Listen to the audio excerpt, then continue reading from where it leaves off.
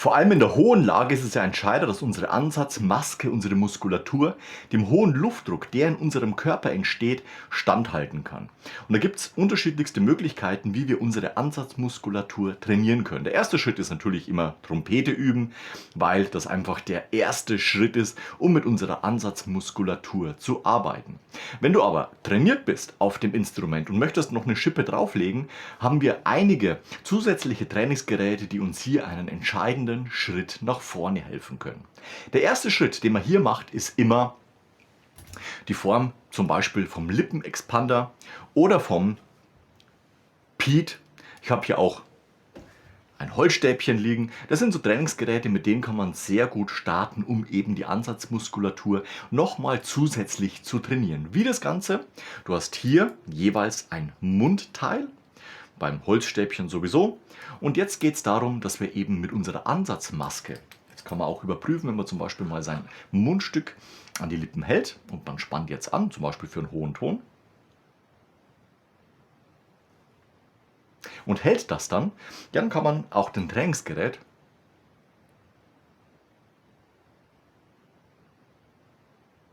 versuchen, diese Ansatzmaske nachzuempfinden.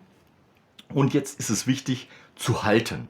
Und wenn du jetzt zum Beispiel den Pete oder den Lippenexpander hast, dann kann man da noch eine Schippe drauflegen, indem man hier zum Beispiel etwas Kraft auf die Lippe ausübt. Die hält dann diesem Federzug entgegen und irgendwann lässt sie eben los. Und beim Pete haben wir hier so ein Plättchen. Da kann man dann diese Seite zum Training benutzen. Und wie bei der Feder auch, etwas Kraft gegen die Lippen ausüben. Man muss natürlich hier wieder nachspannen und festhalten, damit man eben dieser Kraft nicht nachgibt, sondern entgegenwirkt. Der erste Schritt wäre aber zum Beispiel dieses Holzstäbchen. Oft ist es ja so, dass man dann zum Beispiel einen anderen Punkt trainiert, wie das Mundstück. Und hier hat man einen entscheidenden Vorteil, man kann sein Mundstück positionieren, macht einen Ansatz und schiebt dann das Holzstäbchen, man sieht es hier, ganz vorsichtig zur Lippe, aber wirklich vorsichtig, damit man sich eben nicht verletzt. Das wäre mein Punkt, den halte ich jetzt.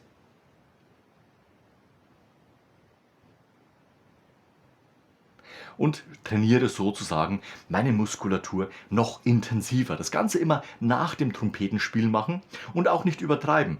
2-3 Minuten, absolut ausreichend. Lockern zwischendrin für ein paar Sekunden und dann geht es eben an das zweite Set.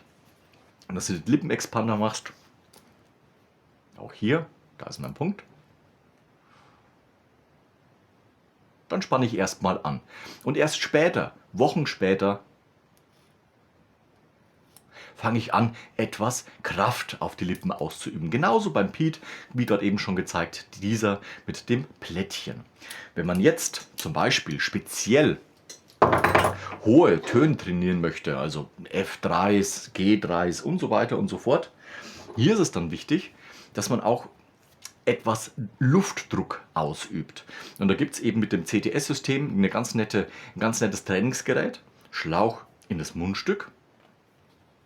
Und dann kann ich jetzt hier aus der Mundhöhle raus Luftdruck ausüben. Und ich habe eben hier eine Skala und da wird dementsprechend eben gemessen, wie viel man eben schafft. Wichtig ist, dass man nicht aus der Lunge pustet, sondern die Luft, die im Mund ist, eben ins CTS-System drückt. Wird gemessen, man schafft dann zum Beispiel, nehmen wir mal einfach mal die 100 an der Stelle. Wackelt natürlich ein bisschen, der Luftdruck ist ja variabel. Und dann versucht man das zu halten. Natürlich gibt es den einen oder anderen Punkt, wo zum Beispiel dann Luft entweicht, vor allem wenn man das nach dem Trompetenspiel macht. Da ist die Ansatzmuskulatur ja schon belastet, die wird schnell müde und jetzt lege ich nochmal eine Schippe Training oben drauf. Also da gibt es immer wieder mal Punkte, wo die Luft eben entweicht. Aber mit regelmäßigem Training wird eben der Ansatz stabiler und man kann dementsprechend länger halten oder eben mehr Luftdruck ins Mundstück pressen. Wichtig ist hier, wenn du nicht merkst oder spürst, wie das funktioniert, nimm mal Luft in den Mund und wir speichern diese hier im Mund zwischen. Und jetzt drücke ich die raus. Und dann ist die Luft raus und es geht auch nichts mehr weiter. Beim CTS-System habe ich natürlich die Backen nicht aufgeblasen. Da geht es einfach nur darum, mit dieser Vorübung ein Empfinden, ein Gefühl dafür zu entwickeln. Du machst deinen Ansatz.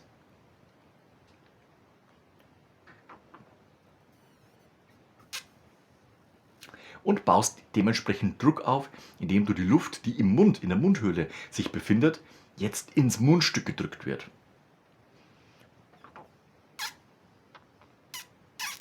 Und dann siehst du eben 80, 100, 110, 120, was auch immer, ist das erste Training und dann hältst du das, wie mit den anderen Trainingsgeräten auch, erstmal diese Kraft, diese Anspannung deiner Muskulatur aufrecht. Das kannst du genauso machen wie mit diesen anderen Trainingsgeräten. Nimm dir 3 Sets, indem du eben versuchst, sagen wir mal, 80 zu erreichen und zu halten, solange wie es geht. Danach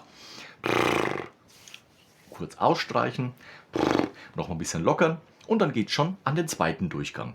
Und so kannst du dann eben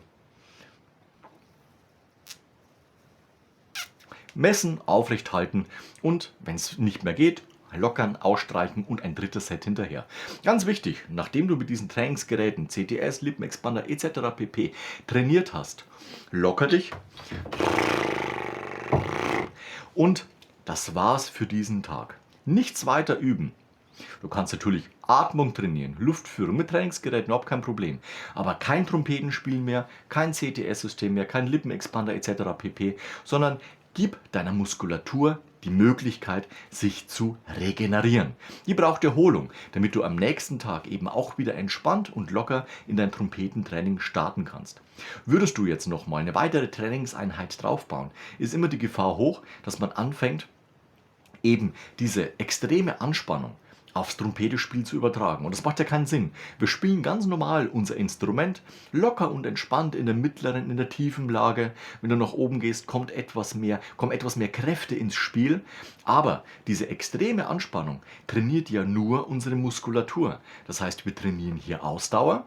Und auch dann punktuell, wenn es eben zu Spitzentönen geht, dass deine Ansatzmuskulatur, deine Muskulatur im Allgemeinen eben diesem hohen Luftdruck standhalten kann und du Töne X, Y oben erreichen kannst. Sehr gut. Aber wir spielen jetzt nicht unsere Mittellage oder tiefere Lage mit mehr Anspannung. Ganz im Gegenteil. Die bleibt genauso wie vorher locker und entspannt. Die Luft fließt weich. Wir achten auf unseren Klang. Und wenn es eben dann um Ausdauer bzw. um Spitzentöne geht, können wir davon profitieren, dass wir dieses Training zusätzlich in den vergangenen Wochen gemacht haben. Und du wirst merken, auf einmal spielst du zum Beispiel ein S3 lockerer und entspannter. Oder du kannst diesen Ton bei Auftritten einfach öfter erreichen als nur 2-3 Mal, weil du dich da schon totgepresst und eng gespielt hast. Dann erreichst du es leichter und entspannter und kannst das einfach immer öfter abrufen. Also, pass auf, wenn du mit den Sachen trainierst, dass du es mit Kopf, mit Sinn und Verstand machst. Und vergiss definitiv nicht, deine Trompete zu üben. Tiefe Töne, lange Töne, Skalen, Anstoß etc. pp. Auch Zirkularatmung gehört letztendlich dazu, damit wir einfach unsere Technik beim Trompetespielen verbessern können. Und dabei wünsche ich dir viel Erfolg. Hast du Fragen? Ab damit in die Kommentare oder schreib mir persönlich. Ansonsten gern ein Like und Abo dalassen. Wir sehen uns nächste Woche zu einem neuen Video rund ums Trompetespielen. Bis dahin, ciao, euer Nico.